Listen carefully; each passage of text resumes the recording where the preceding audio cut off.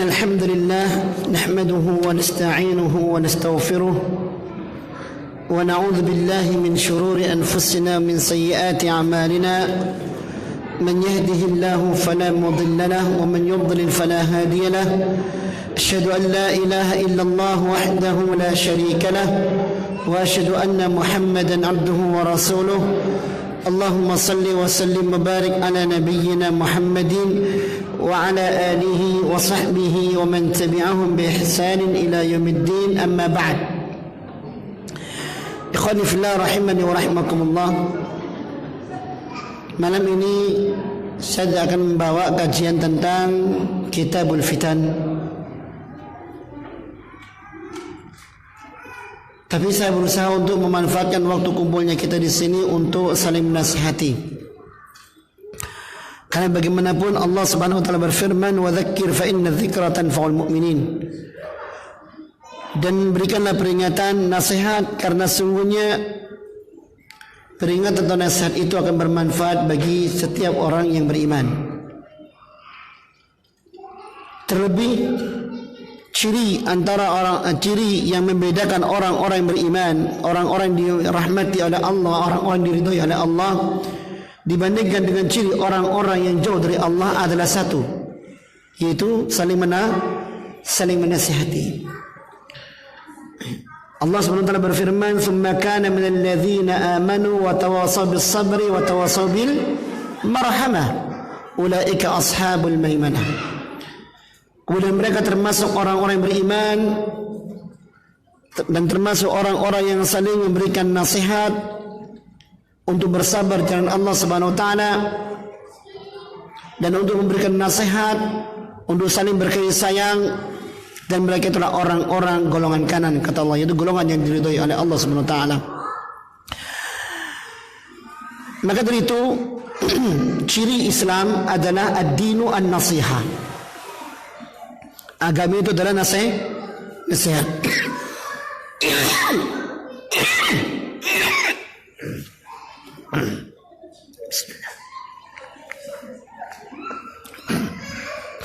Ad-dinu an-nasiha. Kata Rasulullah, agama ini adalah nasihat, ketulusan, dan juga menyampaikan kalimat yang baik demi kebaikan orang itu atau kebaikan bersama, sebagaimana disebutkan oleh Imam Ibnul Athir. Dan ikhwani fillah rahimani wa rahimakumullah, lebih lagi kata Rasulullah SAW, di antara haknya seorang muslim adalah situn, ada 6. Di antaranya apa? Wa idza stansahaka fansahu. Bila mereka meminta nasihat kepadamu, maka nasihatilah dengan baik. Maka dalam rangka menegakkan syiar Islam ini, saling menasihati karena Allah Subhanahu wa taala, saya ingin mengajak para jamaah semua untuk merenungkan satu perkara. Bagaimana kita menjaga iman kita kepada Allah Subhanahu wa taala. Bagaimana kita menjaga iman kita kepada Allah Subhanahu wa taala. Terus terang, dewasa ini hal-hal yang mengantarkan seorang kepada keimanan kepada Allah. Banyak orang-orang yang sadar tentangnya, namun dibandingkan dengan jumlah mereka yang lalai, lebih banyak jumlah orang-orang yang lalai. Sehingga kita bisa lihat bagaimana corak keimanan yang beraneka ragam, yang jauh dari tuntunan Allah Subhanahu wa taala dan Rasulnya. Dan ini menunjukkan adanya fitnah yang luar biasa. Menunjukkan adanya fitnah yang luar biasa.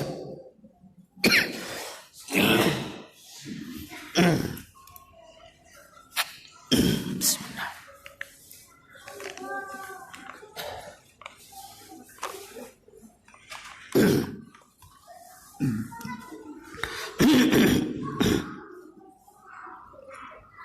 Dan iman, sebagaimana kita pahami, adalah karunia nikmat Allah Subhanahu wa taala yang terbesar yang Allah berikan pada setiap insan.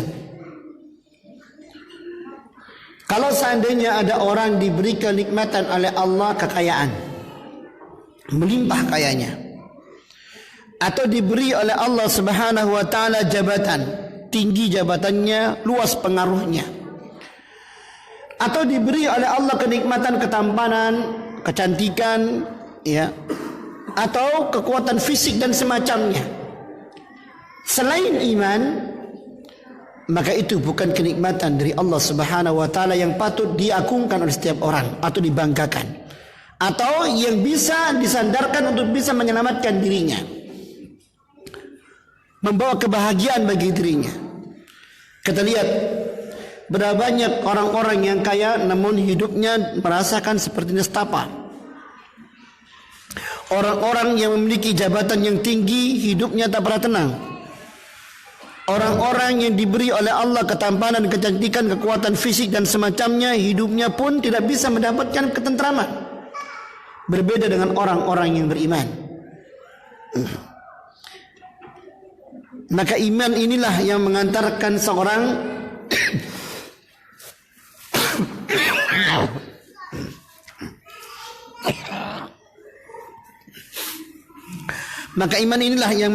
seorang mendapatkan kebahagiaan dunia dan akhirat. Sampai dikatakan, lastu ara sa'adata jam'a malin walakin at-taqiyah was-sa'id. Ku tak pernah melihat adanya harta yang melimpah jaminan kebahagiaan, namun sungguhnya ketakwaan kepada Allah lah yang menjamin kebahagiaan itu sendiri. Dan ikhwani fillah rahimani wa rahimakumullah, orang yang mulia di sisi Allah Subhanahu wa taala adalah orang yang beriman dan mengamalkan imannya. Bukan orang memiliki jabatan, bukan orang memiliki harta yang banyak, bukan orang-orang yang memiliki kekuasaan dunia. Kita masih lihat apa firman Allah Subhanahu wa taala yang Allah sebutkan dalam Al-Qur'an dan kita pun menghafalnya. Innal ladzina amanu wa 'amilus salihati ulaika hum khairul bariyah. Sesungguhnya orang-orang yang beriman dan beramal saleh, mereka itulah orang-orang yang terbaik di sisi Allah Subhanahu wa taala. Mereka itulah orang yang terbaik di sisi Allah Subhanahu wa taala. Karena yang terbaik di sisi Allah, balasannya apa? Jazaohum 'inda rabbihim jannatu 'adnin tajri min tahtiha al-anhar khalidina fiha abada. Balasan mereka di sisi Allah Subhanahu wa taala adalah surga Aden yang mengalir sungai-sungai yang indah di bawahnya. Mereka kekal hidup di dalam surga tersebut selama-lamanya. Radhiyallahu anhum wa radu an. Allah ridha kepada mereka dengan iman yang mereka jalankan, dengan amal saleh yang mereka jalankan. Wa radu anhu, dan mereka pun ridha kepada Allah dalam beriman kepada Allah, dalam menjalankan amal saleh dan mendapatkan balas Allah Subhanahu wa taala. Ya, dan Allah katakan dzalika liman khasyiya rabbah. Balasan yang luar biasa seperti ini hanya Allah berikan kepada orang-orang yang memiliki rasa takut kepada Allah Subhanahu wa taala. Ketakutan kepada Allah tidak akan mungkin muncul dari orang-orang, melainkan dari orang-orang yang beriman sehingga mengamalkan imannya dalam bentuk amal saleh. Di sini ikhwan rahimani wa rahimakumullah, betapa bahagianya andai kata bila kita mendapatkan karunia yang besar ini. Betapa mulianya karunia yang Allah berikan kepada kita bila kita merasakan nikmatnya iman ini. Dan sungguh nikmat iman ini dan iman untuk menjalankan nikmat untuk menjalankan iman dalam bentuk amal saleh adalah nikmat yang tidak semua hamba Allah mendapatkannya. Maka jangan pernah kita kemudian merasakan bahwa kehidupan yang kita jalani hanya dengan iman dan beramal saleh adalah kehidupan yang sempit, kehidupan yang sulit, kehidupan yang menyengsarakan, kehidupan yang menghinakan. Tidak para jamaah. Timbangan kebaikan itu bukan pada mata manusia, tapi timbangan kebahagiaan itu dan kebaikan itu ada di mata Allah Subhanahu wa taala. Dan itu pun bisa kita rasakan. Andai kata kebahagiaan itu ada pada harta, jabatan, tahta dan semacamnya, tentu mereka yang telah mendapatkannya bahagia. Sebaliknya orang yang jauh dari harta, jabatan dan semacamnya, yang mereka hanya bermodal iman dan kemudian mengamalkan imannya dan beramal saleh, tentu mereka adalah orang yang merugi. Tapi kita lihat sebaliknya. Kalau kita lihat Nabi dan Rasul, kebanyakan di antara mereka adalah orang-orang yang diuji dari sisi dunia oleh Allah Subhanahu wa taala. Imannya mengekang mereka. Iman mereka mengekang mereka. Iman mereka mengharuskan mereka mampu untuk beramal saleh dalam segala kesempitan yang mereka miliki. Harus dimunculkan. Tapi subhanallah, walaupun keadaannya demikian, Allah sanjung mereka, Allah muliakan mereka, Allah jadikan mereka sebagai qudwah buat kita semuanya. Dan inilah ikhwan yang dimuliakan Allah Subhanahu wa taala. Karunia Allah Subhanahu wa taala yang terbesar pada seorang hamba adalah ini. Dia diberi iman oleh Allah Subhanahu wa taala. Diberi kekuatan oleh Allah Subhanahu wa taala untuk melaksanakan imannya dalam bentuk amal saleh. Maka dari itu, dah heran kalau kemudian iman dan amal saleh ini Allah jadikan sebagai syarat utama seorang untuk mendapatkan kesuksesan dalam kehidupannya, untuk meraih keselamatan dalam kehidupannya. Kita kenal Allah berfirman, "Wal 'asri innal insana lafi khusrin illa alladhina amanu wa 'amilus salihati wa tawassaw bil haqq wa tawassaw bis sabr." Kata Allah, demi masa sesungguhnya manusia merugi. Ya, merugi kecuali orang-orang beriman, orang-orang beramal yang menjalankan amal saleh, orang-orang yang saling menasihati untuk senantiasa berkomitmen dengan Al-Quran dan Sunnah, dan orang-orang yang saling menasihati untuk bersabar. Dua syarat utama adalah iman dan amal saleh. Yang kata Imam As-Sa'di, bila ini telah ada pada diri seorang, maka dia telah memperbaiki dirinya sendiri. Ya. Dan lebih-lebih bila dia kemudian mengajarkannya kepada orang lain dalam bentuk saling menasihati, ya, maka dia tidak hanya memperbaiki dirinya sendiri, tapi juga dia memperbaiki orang lain. Makanya kata Imam Asy-Syafi'i rahimahullah taala, "Lau tadabbara an-nasu hadhihi surah lawasi'athum."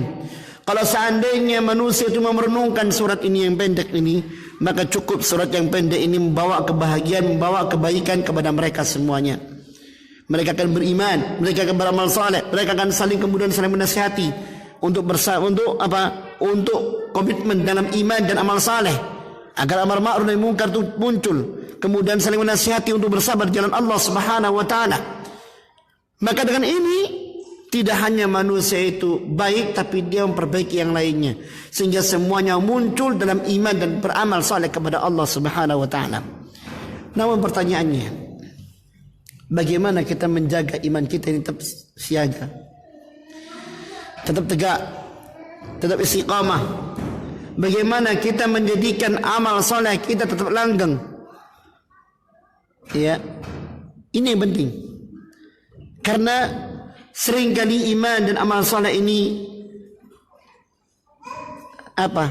bersifat temporer. Kadang tinggi kemudian ambruk. Amalannya kadang meningkat kemudian berhenti. Ya. Memiliki sisi fluktuatif yang sangat berbeda jauh. Perbedaannya jauh. Maka itu ikhwani fillah rahimani wa rahimakumullah, hal pertama yang harus kita miliki di dalam kita menjaga iman, di dalam kita terus mewujudkan iman kita dalam bentuk amal-amal saleh, syaratnya harus punya ilmu. Kata Syekh Sulaiman At-Tamimi rahimahullah ta'ala ketika menyebutkan tentang surat ini, yang menyelamatkan manusia adalah iman, kemudian iman dipraktekkan dalam bentuk amal, kemudian dipraktekkan dalam bentuk menyampaikan, kemudian dipraktekkan dalam bentuk bersabar. Pertama kali beliau menyebutkan tidak akan mungkin ini bisa terwujud kecuali dengan ilmu. Bagaimana mungkin kita bisa beriman kepada Allah tanpa ilmu? Bagaimana mungkin kita bisa beramal kepada Allah tanpa ilmu? Ya, Kita lihat setiap kaum muslimin mengaku beriman. Setiap kaum muslimin mengaku beriman. Tapi anehnya yang muncul darinya iman yang bahkan bertolak belakang dengan iman itu sendiri. Amal soleh yang bertolak belakang dengan amal soleh itu sendiri. Kenapa? Tidak sampainya ilmu pada diri mereka. Tidak adanya landasan ilmu yang ada pada diri mereka. Maka dari itu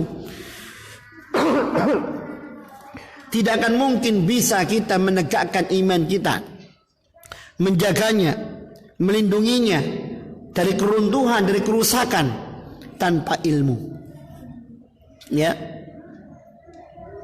Maka setiap orang muslim, setiap orang mukmin yang mengaku beriman kepada Allah Subhanahu wa taala, yang ingin hidupnya diridhai oleh Allah Subhanahu wa taala, yang ingin mencari kebahagiaan dunia dan akhirat dan keselamatannya, maka tidak hanya bermodal iman kosong, tapi dia harus punya iman yang dilandasi dengan ilmu. Dengan ilmu itulah dia tahu tentang hakikat dirinya, posisi dirinya, kewajiban baginya. Dan dengan ilmu itu pula lah dia tahu haknya Allah Subhanahu wa taala, agungnya Allah Subhanahu wa taala,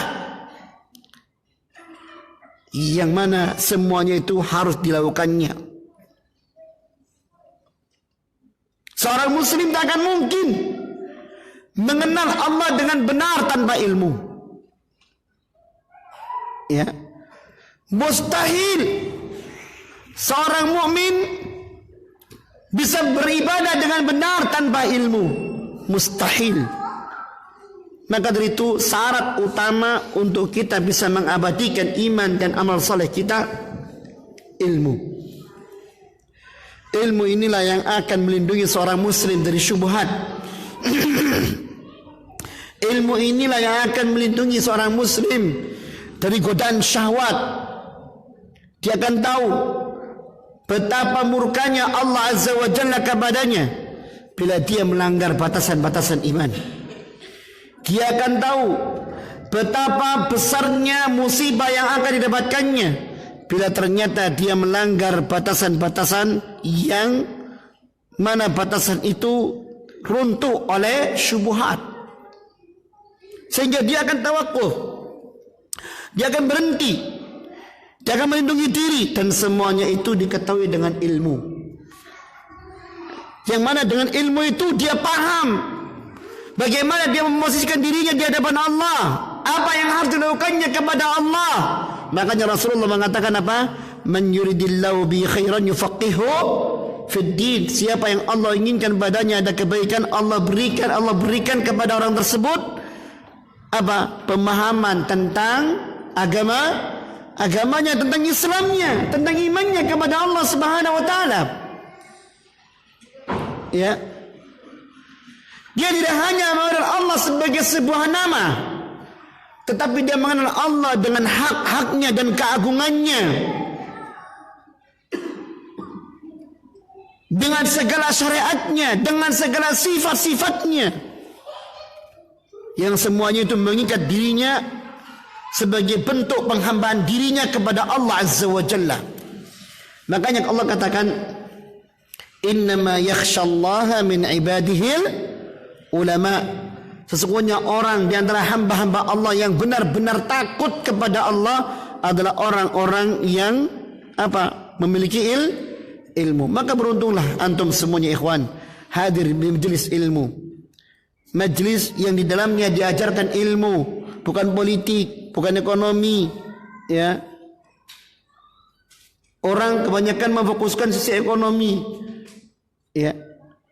Bagaimana ekonomi Islam jaya? Bagaimana politik Islam? Ya akhi, Anda ditanya di dalam Al-Quran, di dalam kubur Anda, man rabbuka wa man nabiyyuka wa ma dinuka. Enggak ditanya kamu ekonominya di mana?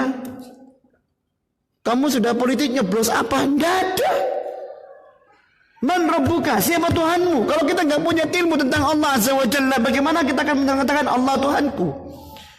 Yang jelas kalau seorang tidak punya ilmu tentang Allah Subhanahu wa taala, ya, maka dia otomatis hidupnya cenderung kepada kesyirikan.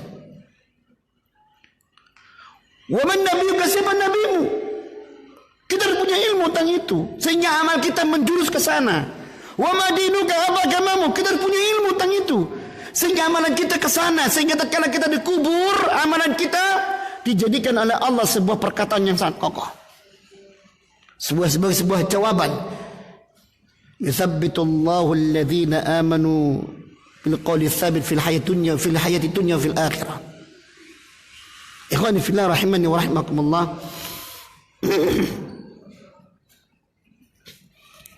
Ada sebuah ungkapan yang ini bukan lelucon sebenarnya. Ya. Sebuah ungkapan ini bukan lelucon. Makanya berbicara iman dilarang bercanda. Berbicara iman dilarang bercanda. Kita sangat menyayangkan adanya seorang yang ditokohkan mengatakan, kalau anda ditanya dalam kubur man rabbuka ma dinuka, jawab aja muridnya Kiai Fulan. Ya. Anda paham ucapan ini? Ucapan ini bisa jadi kufur. Ucapan ini merendahkan Allah Azza wa Jalla, menghina Rasulullah sallallahu alaihi wasallam.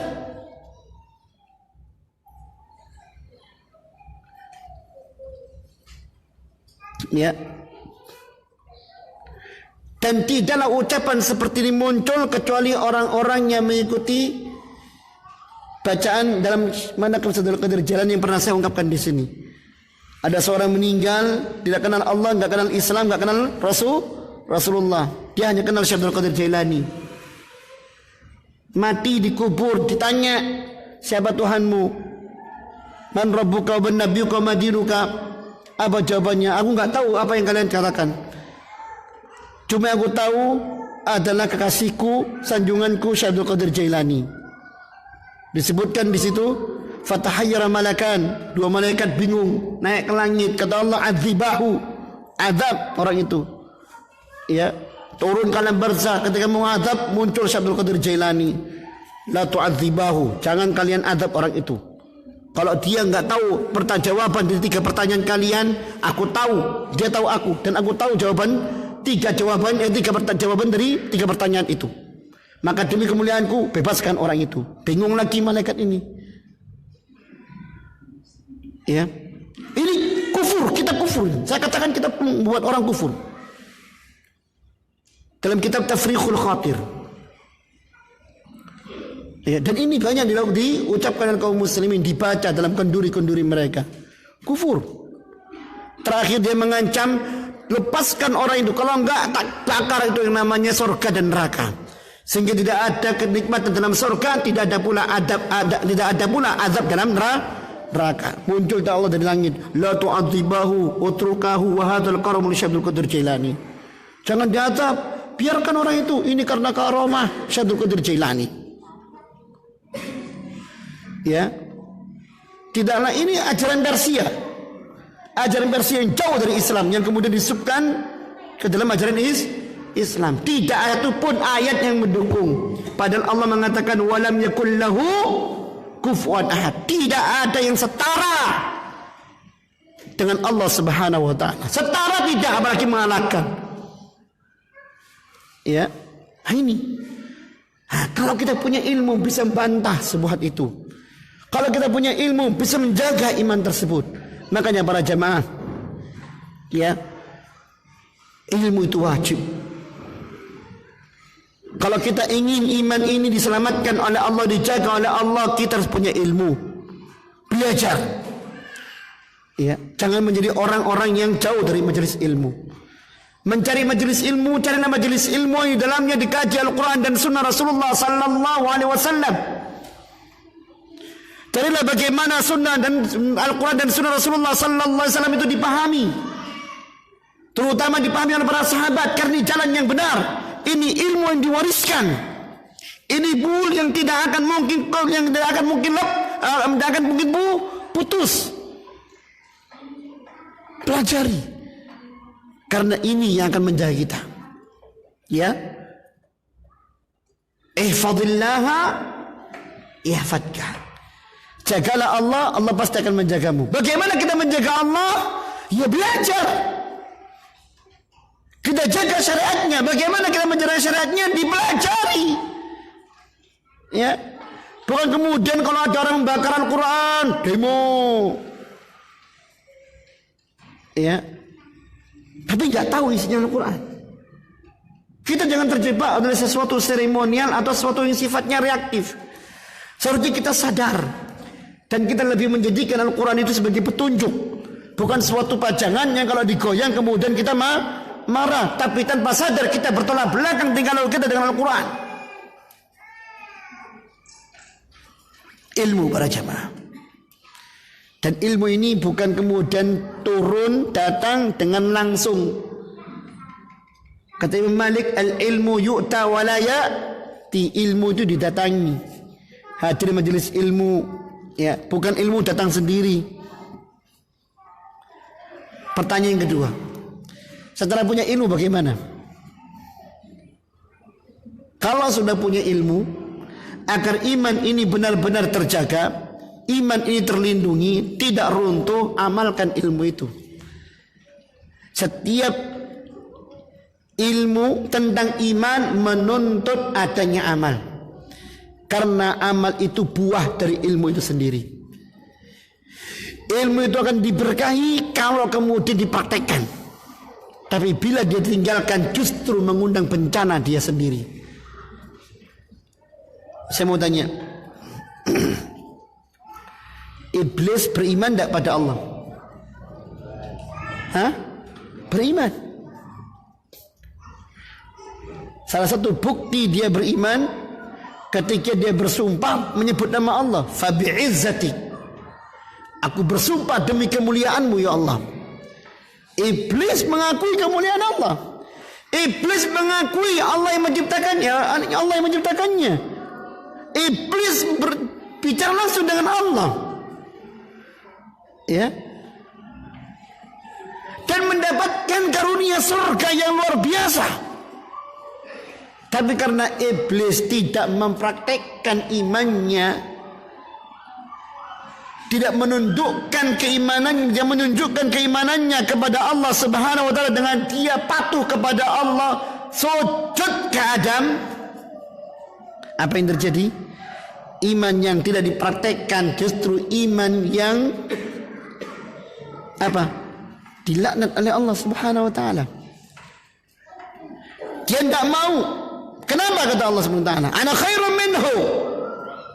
Oh, menentang. Aku lebih baik daripada dia.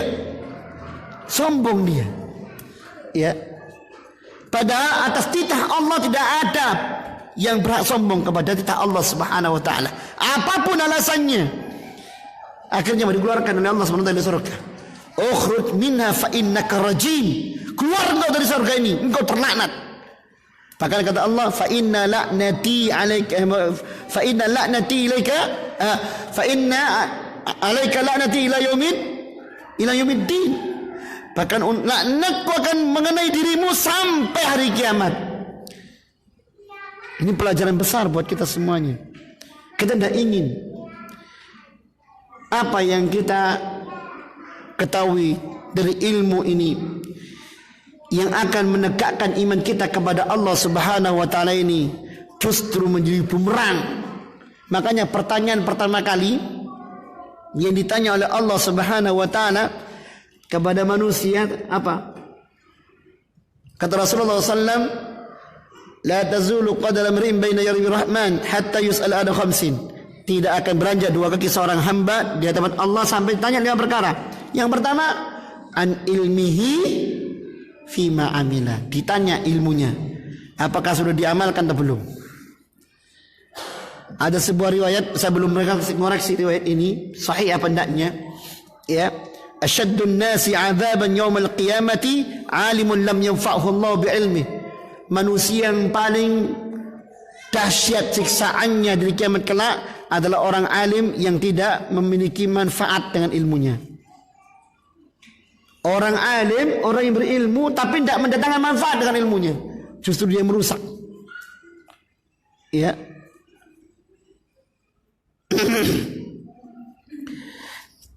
Baik. Kemudian yang ketiga, ini sudah azan belum? Belum. Yang ketiga, supaya iman kita kokoh. Setelah kita berilmu dan mengamalkan ilmu tersebut, yang ketiga agar iman kita kokoh adalah kita memilih komunitas yang baik. Kita memilih komunitas yang baik. Karena banyak dari apa yang disabdakan oleh Rasulullah sallallahu alaihi wasallam, bahkan apa yang disebutkan oleh Allah dalam Al-Qur'anul Karim menunjukkan kepada pentingnya komunitas yang baik. Apa komunitas yang baik? Komunitas yang baik adalah komunitas yang bisa mendukung imannya seorang untuk istiqamah di atasnya, untuk senantiasa terus menerus mewujudkan amal salehnya, saling menasihati agar terus beriman dan beramal saleh. Ya. Dan dikatakan oleh Allah Subhanahu wa taala tentang orang-orang yang menyesal karena dia mendapatkan komunitas yang jelek. Dia ikuti komunitas yang jelek tersebut, akhirnya dia jauh dari peringatan Allah Subhanahu wa taala. Dan pernah saya sampaikan kalau enggak salah di majelis ini. Wa yawma ya'addu adh-dhalimu 'ala yadayhi. Dan ingatlah ketika orang zalim menggigit jari, yaqulu ya laitani ittakhadtu mar rasuli sabila. Dia mengatakan, aduhai andai kata aku menjadikan Rasul sebagai jalanku. Dalam surat Al-Furqan ayat 27 dan 29. Ya wailata, aduhai betapa celakanya diriku ini. Laitani lam attakhid fulanan khalila. Andai kata dahulu aku tidak menjadikan fulan itu sebagai kawan dekatku. Laqad adallani dzikri ba'da ijja'ani. Sungguh dia telah menyesatkan aku dari peringatan Allah setelah datang peringatan itu kepadaku. Dia tahu hukum, punya ilmu. Dahulunya mungkin dia melaksanakannya, tapi ditinggalkannya. Kenapa? Rongrongan kawan dekat, rongrongan komunitas yang meremehkan syariat Allah Subhanahu wa taala. Dan Allah selalu mengingatkan, wa kana asyaitanu lil insani khadula. Demikianlah syaitan senantiasa menjadi pengkhianat bagi setiap manusia. Anda harus kenal siapa kanan kiri Anda. Anda harus kenal siapa anak dan istri Anda. Apakah mereka adalah sosok yang bisa dijadikan komunitas yang baik, yang saling mengingatkan karena Allah, yang saling bahu-bahu untuk kemudian beriman dan beramal saleh, atau sebaliknya? Ya, pilih komunitas yang baik. Bahkan kata Rasulullah sallallahu alaihi wasallam menasihati kita untuk sebagaimana Allah berfirman, innama amwalakum wa auladukum fitnah. Sungguh harta dan anak kalian adalah fitnah. Dalam surat Taghabun, pada ayat selanjutnya Allah mengatakan, inna min azwajikum wa auladikum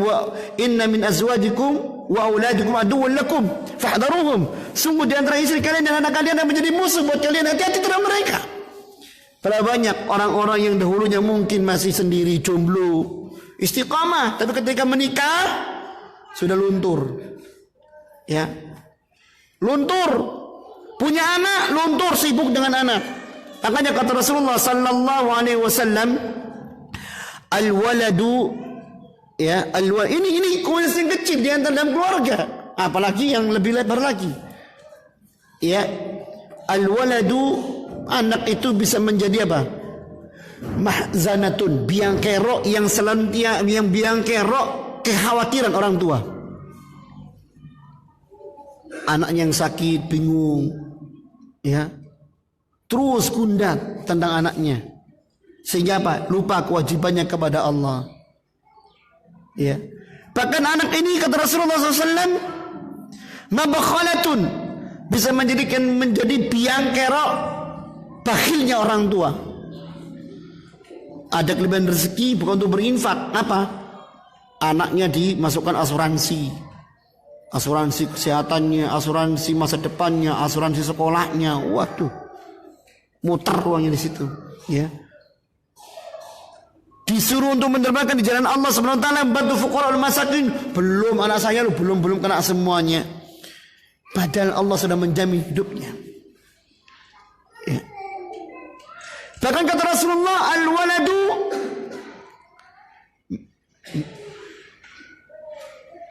majbanatun. Jaban. Anak itu bisa menjadi biang kerok sifat penakut orang tua.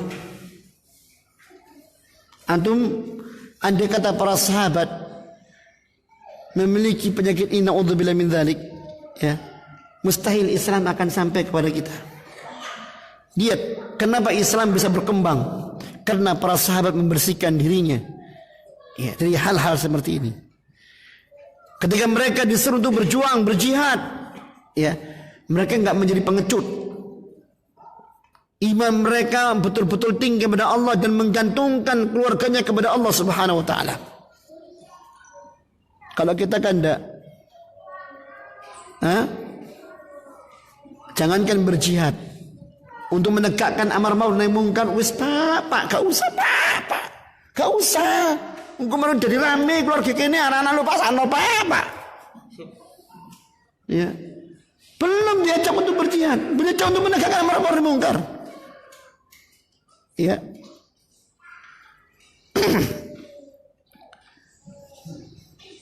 Bahkan al-waladu kata Rasulullah majhalatun, adalah biang kerok kejahilan orang tua. Yang tadinya hadir majelis ilmu, jarang hadir majelis ilmu. Ditanya, kok suwe gak ngaji apa? Oh, iki lo arek-arek. Iki arek-arek. Na'udzubillah min dzalik. Kita belum ketemu dengan komunitas yang lebih luas. Masih ke rumah tangga, ternyata iman sudah terkeroposi. Na'udzubillah min dzalik. Ya. Belum pada komunitas yang lebih luas lagi. Ya. Na'udzubillah. Pilih komunitas yang baik. Orang itu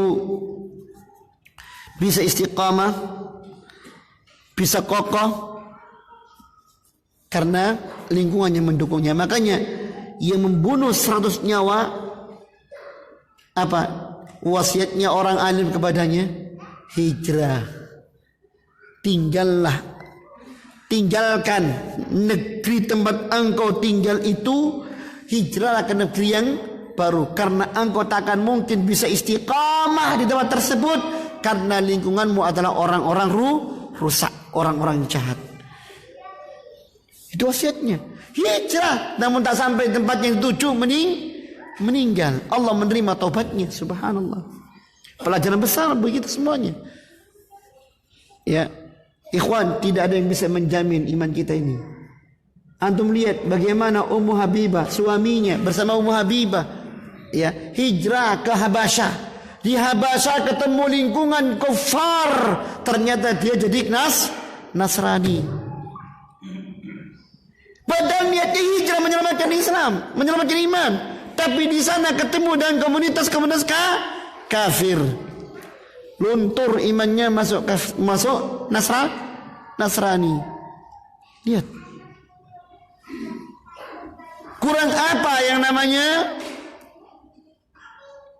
Abu Talib dalam membina, merawat Rasulullah sallallahu alaihi wasallam? Kurang apa tanda kenabian Rasulullah yang Allah tunjukkan kepada Abu Talib? Namun karena komunitasnya yang jelek, bahkan matinya pun masih dikelilingi oleh orang-orang yang jelek, mati dalam keadaan kafir. Nasallallahu alaihi wasallam. Pilih komunitas yang baik. Kemudian di antara pula masih banyak tanda-tandanya. Tanda-tanda azan silakan.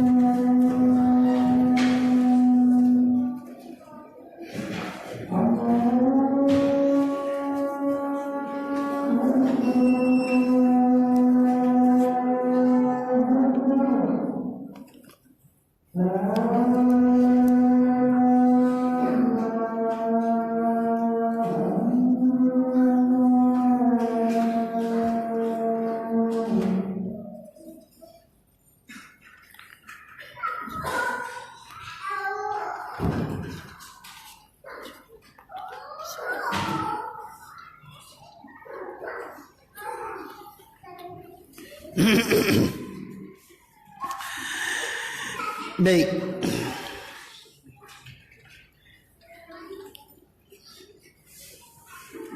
Tadi yang keberapa? Yang ketiga. Nah, yang keempat. Di antara upaya-upaya yang lain untuk kita menjaga iman kita dan agar amal saleh itu senantiasa langgeng adalah kita harus meninggalkan berbagai macam pintu-pintu maksiat kepada Allah Subhanahu wa taala.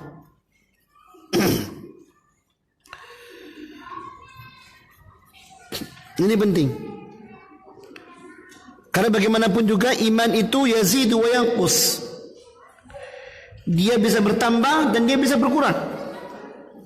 Dikatakan yazidu bit ta'ah wa yanqusu bil ma'asi. Dia bisa bertambah dan bertambahnya dengan kita menjalankan ketaatan.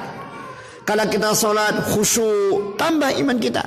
Kalau kita lagi mengaji, memahami sesuatu tentang iman, tambah iman kita. Kalau kita mau membaca Al-Quran, mengerti maknanya, tambah iman kita. Ya. Karena ketakwaan yang kita laksanakan, iman bertambah. Tapi sebaliknya, ketika kita membuat maksiat atau terjerumus dalam perbuatan maksiat, maka iman ini akan turun. Betapa kita rasakan dalam hati kita. Ketika iman, atau kita melangkah ke dalam maksiat, entah itu maksiat baru pintunya saja, yang terjadi apa? Hati mengeras, iman pun luntur, ya, rasa takut kemudian mulai luntur, dan keberanian melanggar perintah Allah Subhanahu wa taala, melanggar larangan Allah Subhanahu wa taala muncul pada diri kita. Naudzubillahi min dzalik. Ya. Lebih parah lagi ketika hati itu kemudian tertulis noda hitam yang kata Rasulullah SAW, "Idza atnaba al-'abdu nuqidat fi qalbi nuqtatun sauda." Bila seorang hamba berbuat dosa, maka Allah berikan satu titik noda dalam hatinya. Kalau dia taubat, suqila qalbu, hilang itu noda hitamnya. Tapi kalau dia kembali, bertambah noda itu. Naudzubillahi min dzalik. Sampai kemudian hatinya tertutup oleh noda-noda hitam. Naudzubillah. Kerasnya hati karena maksiat, ikhwan. Berapa banyak kita rasakan perasaan yang happy atau santai-santai saja atau biasa-biasa saja tatkala kita masuk dalam perbuatan maksiat? Kemana iman? Kemana kegelisahan? Kemana kekhawatiran?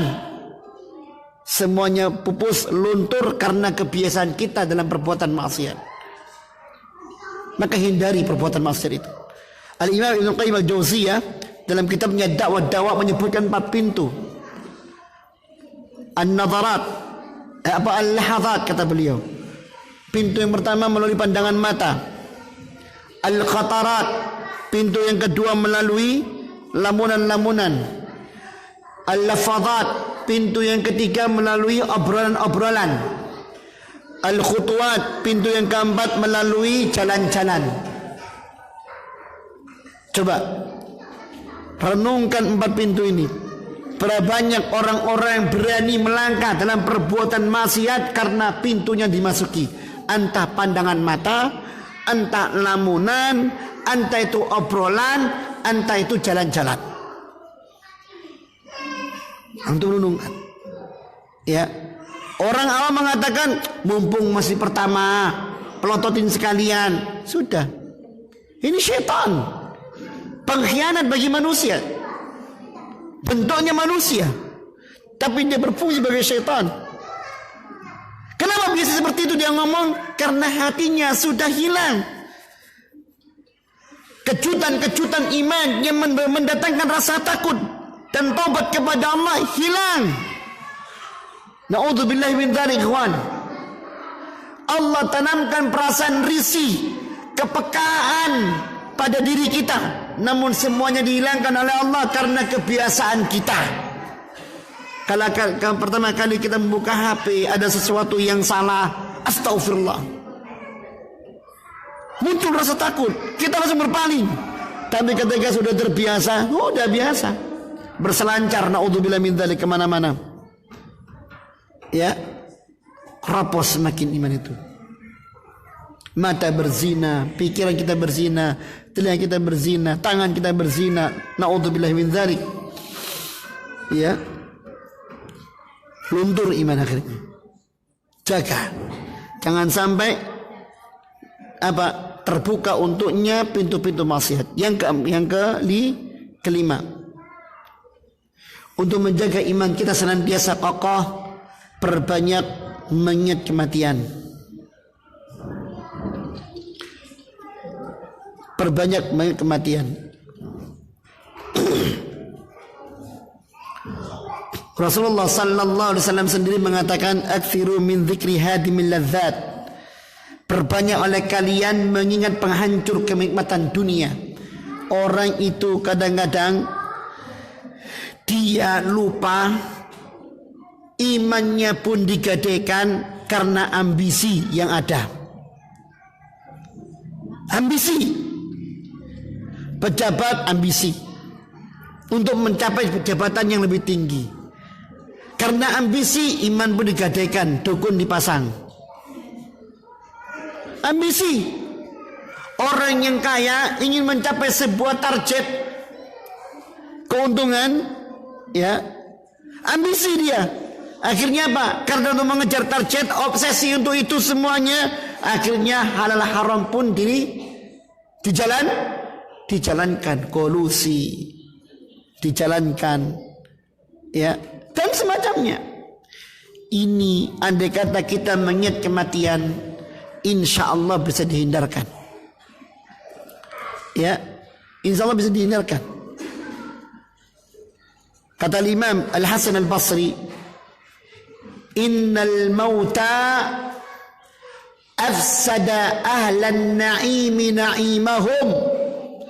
Sungguh yang namanya kematian itu menghancurkan kenikmatan orang-orang yang bergelimang dalam kenikmatan. Faltamisu 'aishan la mauta fihi. Maka kalau Anda ingin mencari kehidupan yang sebenarnya, carilah kehidupan yang tidak ada kematian di dalamnya. Kehidupan di mana tuh? Di surga. Kalau Anda mencari kehidupan yang penuh kenikmatan, carilah kehidupan yang tidak ada kematian di dalamnya, yaitu surga. Ya. Kata Imam Ad-Daqqaq,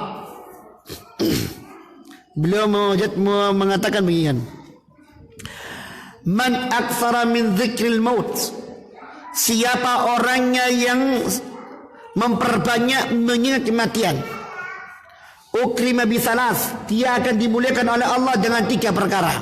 Dimuliakan oleh Allah, bukan dihinakan, dimuliakan. Kalau dia mengingat kematian, dimuliakan oleh Allah dengan 3 perkara. Pertama, bita'jili taubah, dia akan dimuliakan oleh Allah untuk senantiasa menyegerakan taubatnya. Dia menyegerakan taubatnya. Salah dia, kembali kepada imannya. Salah, kembali kepada imannya. Dia mohon ampun kepada Allah Subhanahu wa taala. Dia menyadari khilafnya. Dia menyesalinya. Yang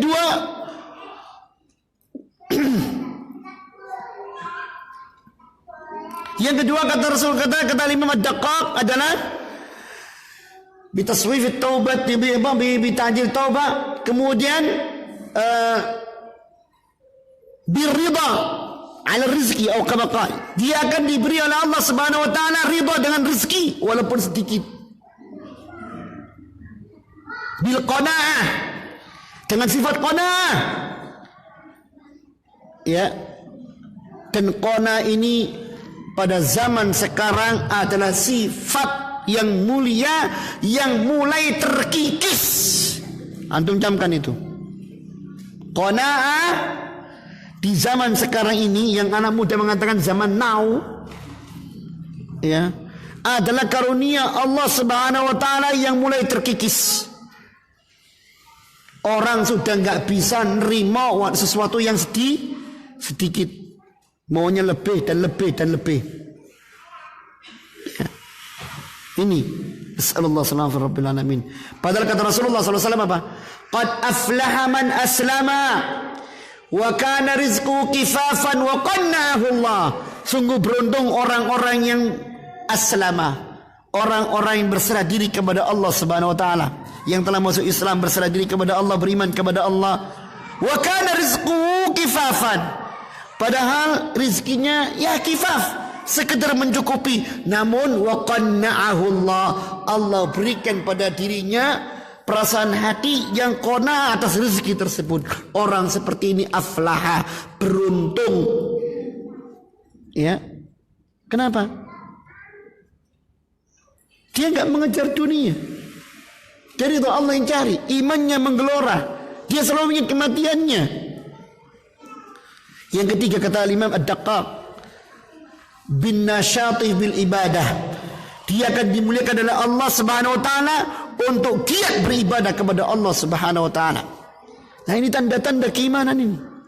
Sebaliknya, wa man nasiyal mauta, siapa yang dia melupakan kematian, uqiba bi salas, dia ditimpa musibah dengan 3 perkara. Bitaswifit taubah, dia akan menunda-nunda taubatnya. Alah, gampang guai. Ngomong seperti ini berarti apa? Imannya tergadai, beres iku nanti. Yang kedua, apa kata beliau? Bitarki ridha alal qalil, dia sulit untuk bisa ridha mendapatkan rezeki karena sedikit. Dia terus berambisi.